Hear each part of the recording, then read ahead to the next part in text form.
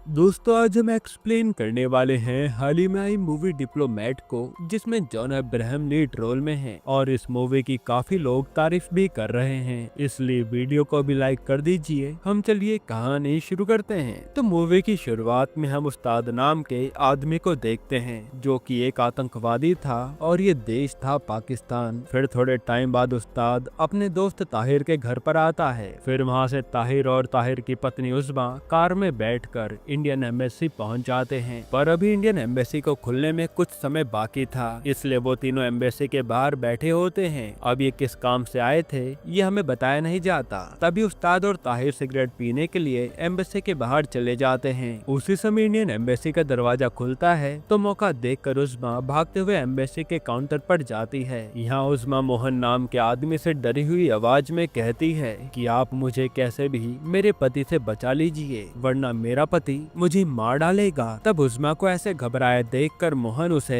Embassy के अंदर आने की परमिशन दे देता है, पर उस्मा के एम्बेसी के अंदर आते ही वहाँ सभी लोग हैरान हो जाते हैं, क्योंकि एम्बेसी में ऐसे किसी को भी आने की इजाजत नहीं थी। इसी वजह से तिवारी नाम का एक ऑफिसर उस्मा को एम्बेसी के बाहर जाने को कहता है, मगर तिवारी के काफी कहने के बाद भी उस्मा बाहर नहीं जा रही थी। फिर एकदम से वहाँ पर डिप्टी कमिश्नर जेपी आते हैं, जो उस्मा से पूछता है कि आखिर तुम इतनी डरी हुई क्यों हो। इस पे उस्मा बताती है कि अगर मैं यहाँ से बाहर जाऊंगी तो मेरा पति मुझे मार देगा और ताहिर ने मुझे अपने घर पर कैद करके रखा था। मैं बड़ी मेहनत से बचकर एम्बेसी में आई हूँ। जिसके बाद जेपी उस्मा को एम्बेसी के अंदर बैठा देता है, पर अभी भी जेपी को उस्मा की बातों पर पूरी तरह से यकीन नहीं था। इसी कारण वो अपने ऑफिसर से पूछता है कि क्या हमें उस्मा पर भरोसा करना चाहिए। तिवारी उन्हें कहता है कि सर, हमें उस्मा को वापस भेज देना चाहिए, वरना हमारी जान खतरे में भी आ सकती है। फिर मोहन जेपी को आकर बताता है कि मैंने उस्मा का पासपोर्ट चेक किया है, उस्मा एक इंडियन लड़की है और उसकी सारी डिटेल्स पूरी तरह से सही है।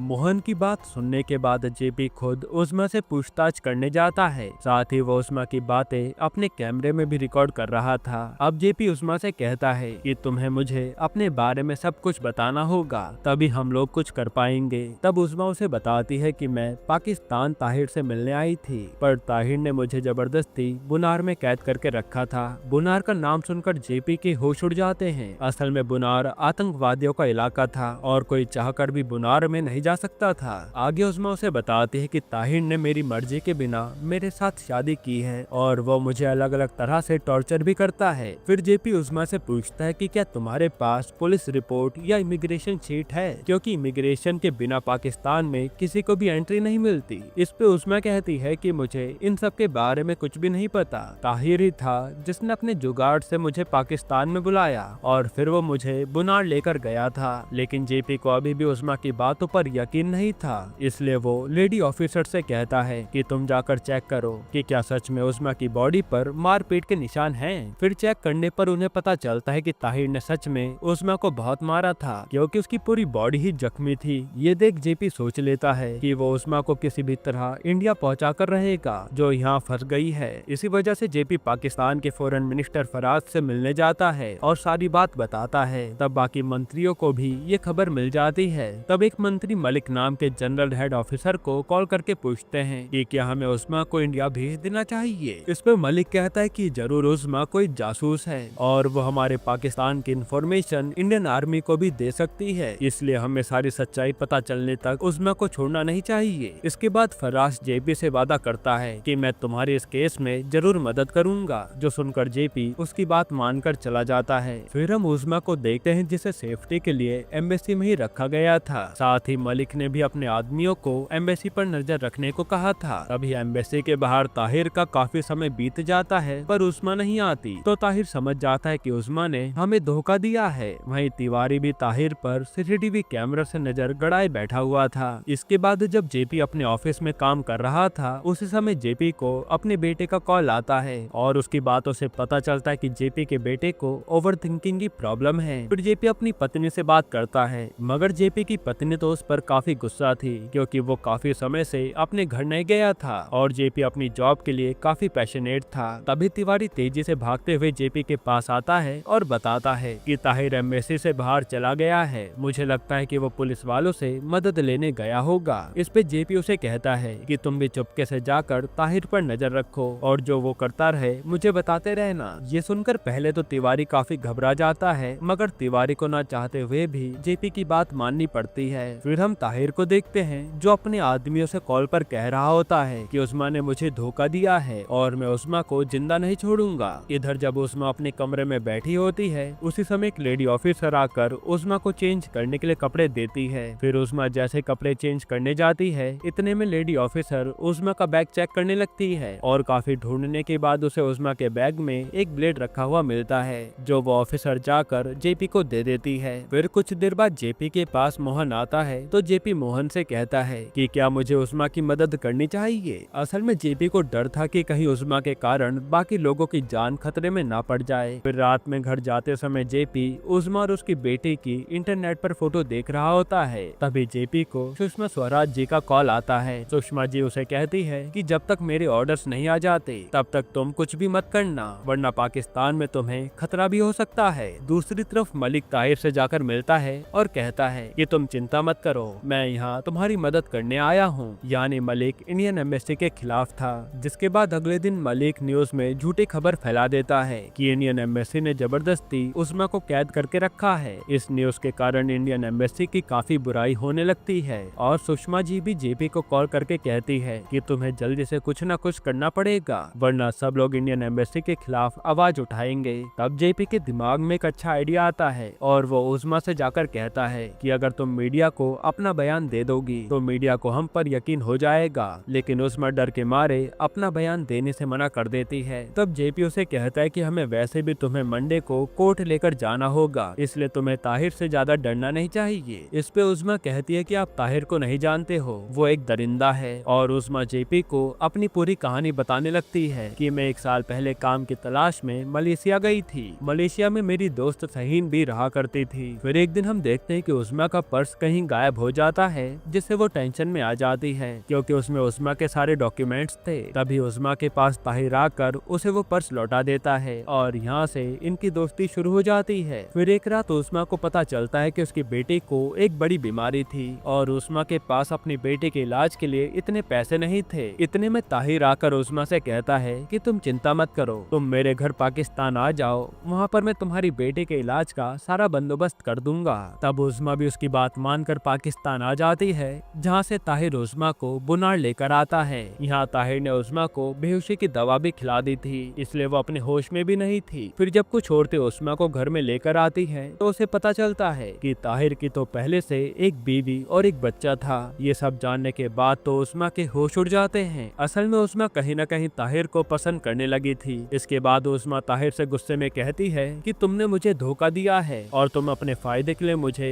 इधर लेकर आए हो। इतना कहने के बाद उस्मा वहाँ से जाने की कोशिश करती है, मगर ताहिर जबरदस्ती उसे घर में कैद कर देता है। फिर अगली सुबह उस्मा को देखने के लिए कुछ लोग आते हैं जो कि उसे खरीदने आए थे, लेकिन उस कस्टमर को उस्मा की एज काफी ज्यादा लग रही थी, इसी वजह से वो उस्मा को नहीं खरीदता। इसके बाद उस्मा उदास होकर अपने कमरे में बैठी होती है और वहाँ गोलियां चल रही थी, जो कि एक आम बात थी। और उस्मा कैसे भी ताहिर के हाथों से बचकर इंडिया जाना चाहती थी, क्योंकि उसे बार बार अपनी बेटे की चिंता सता रही थी। फिर उस्मा चुपके से घर से भागने लगती है, पर इतने में एक लेडी आकर उससे कहती है कि तुम यहाँ से भागकर कभी जा नहीं पाओगी, क्योंकि ये जगह शहर से बहुत दूर है और बाहर तुम्हें कोई ना कोई परेशान करने जरूर आएगा, क्योंकि यहाँ सारे ही लोग दरिंदे हैं। यानी उस्मा अब पूरी तरह से ताहिर के जाल में फंस चुकी थी। फिर उस्मा देखते कि उस औरत के हाथों में एक फोन है। तब उस्मा उस औरत से फोन लेकर सीधा अपनी दोस्त शहीन को कॉल लगाती है। तब ये सब सुनने के बाद शहीन का पति उस्मा को वहाँ से बचकर निकलने के उपाय बताता है। अब ये क्या उपाय है वो हमें आगे पता चलेगा। इसके बाद ताहिर उस्मा के साथ जबरदस्ती शादी कर लेता है और उस्मा चाहकर भी कुछ नहीं बोल पाती, जिसके बाद ताहिर उस्मा के साथ जबरदस्ती दुष्कर्म भी करता है। इसी दौरान उस्मा ने भी सोच लिया था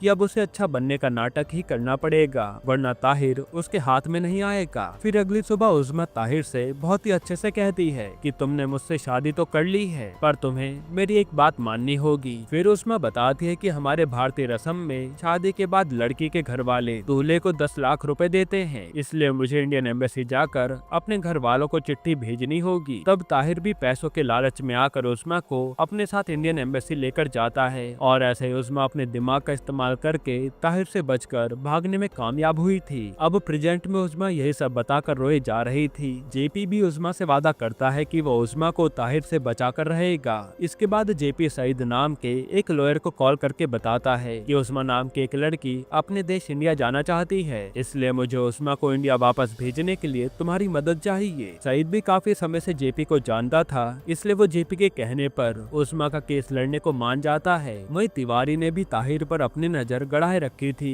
और वो एक बात जेपी को कॉल पर बता रहा था। फिर जेपी अगले दिन ताहिर को इंडियन एम्बेसी में बुलाता है और थोड़े टाइम बाद ताहिर अपने आदमियों के साथ एम्बेसी के बाहर आता है। उस्मा भी ताहिर को एम्बेसी के बाहर देखकर काफी डर जाती है। तब जेपी उस्मा से कहता है कि जब तक मैं ताहिर को अपनी बातों में फंसा कर रखता हूँ, तब तक तुम मीडिया को जाकर अपना बयान दे दो, जिससे लोगों को पता चल जाएगा कि ताहिर ने तुम्हारे साथ गलत किया है। फिर उस्मा भी हिम्मत जुटाकर पीछे के दरवाजे से मीडिया के सामने जाने लगती है और उसके साथ कुछ ऑफिसर भी जा रहे थे। उसी समय जेपी ताहिर से बात करने के लिए उसे एम्बेसी के अंदर बुलाता है, पर ताहिर को इस बात की जरा भी भनक नहीं थी कि उस्मा एम्बेसी के बाहर गई है। अब यहाँ ताहिर और उस्ताद जेपी से कहते हैं कि हमें उस्मा से मिलना है। इस पे जेपी उसे बताता है कि उस्मा काफी डरी हुई है, इसलिए वो तुमसे मिलना नहीं चाहती। साथ एक लेडी ऑफिसर उस्मा की नकली बहन बनकर ताहिर के सामने आती है और वो ताहिर से कहती है कि तुमने मेरी बहन के साथ क्या क्या किया है। वो कल से बहुत घबराई हुई है।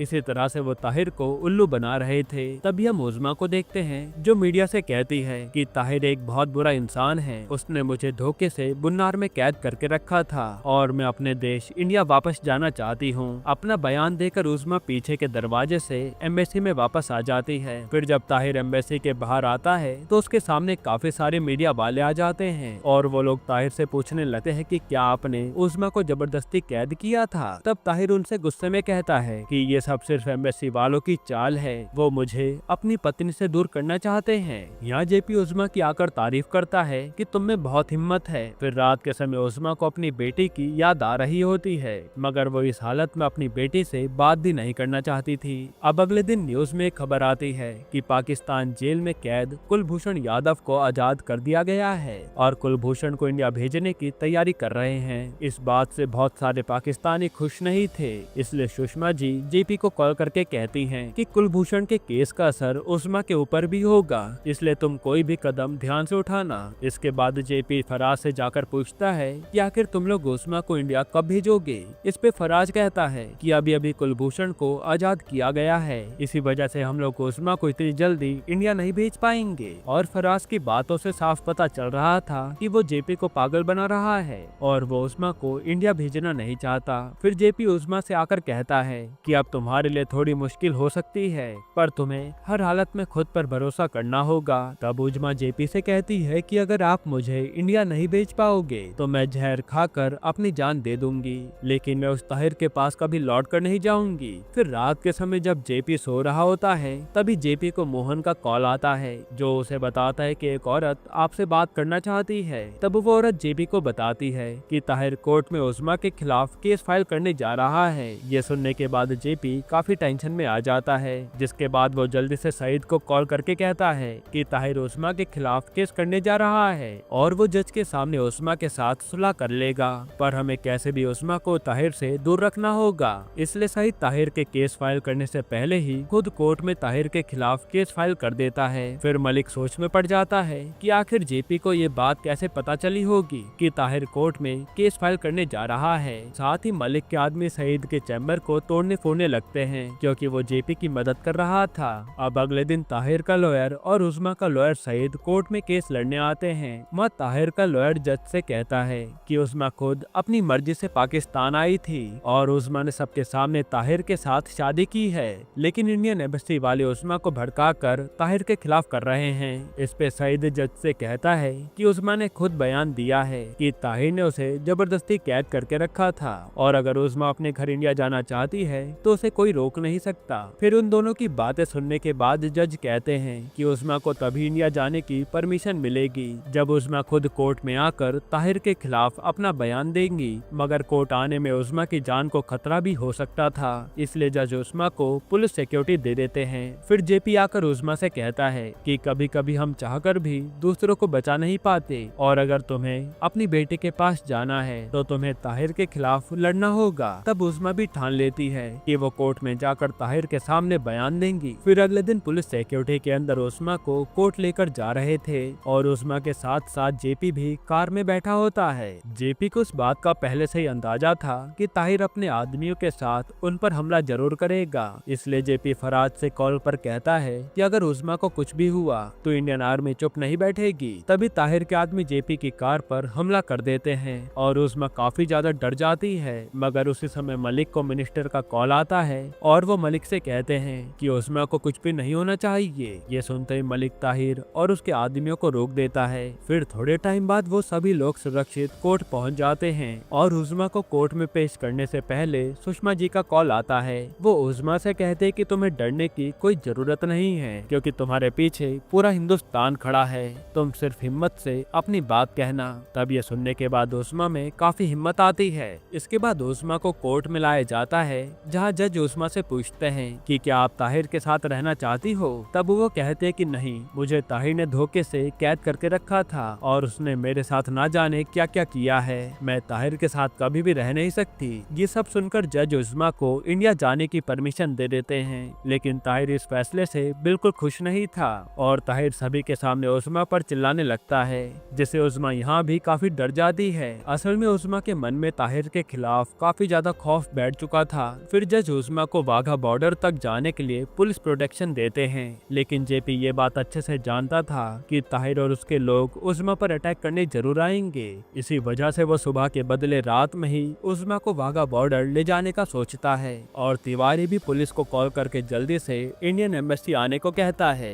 दूसरी तरफ ताहिर भी अपने आदमियों के साथ उस्मा को पकड़ने के लिए तैयार हो जाता है और मलिक भी उनके इस काम में मदद कर रहा था। फिर जब जेपी उस्मा को लेकर कार से जाने लगता है तभी रास्ते में उन्हें ताहिर के आदमी जाते हुए देख लेते हैं। वहीं तिवारी भी आकर जेपी से कहता है कि ताहिर को हमारे बारे में पता चल गया है, इसलिए हमें जल्दी से जाना होगा। तभी इतने में मलिक को मिनिस्टर का कॉल आता है जो मलिक से कहते हैं कि हमें इंडिया से मैसेज आया है कि उस्मा को कुछ भी नहीं होना चाहिए। इस पर मलिक कहता है कि आप चिंता मत कीजिए, मैं सब कुछ संभाल लूंगा। असल में वो भी उस्मा को मरवाने वाला था। इधर ताहिर अपने आदमियों के साथ गुस्से में उस्मा को मारने जा रहा होता है, जिसके बाद बीच रास्ते में ताहिर उन पर हमला कर देता है और वो सभी ऑफिसर को जान से मार डालता है। फिर जेपी और उस्मा कार लेकर जल्दी से बॉर्डर पर जाने लगते हैं और यहाँ भयंकर चेस चलता है। तब इस लड़ाई में जेपी ताहिर की गाड़ी को ठोक देता है, जिससे ताहिर की हालत खराब हो जाती है। फिर जब जेपी उस्मा को लेकर बॉर्डर पर आता है तो वहाँ उन्हें मलिक मिलता है जो उस्मा को जिंदा देखकर हैरान था।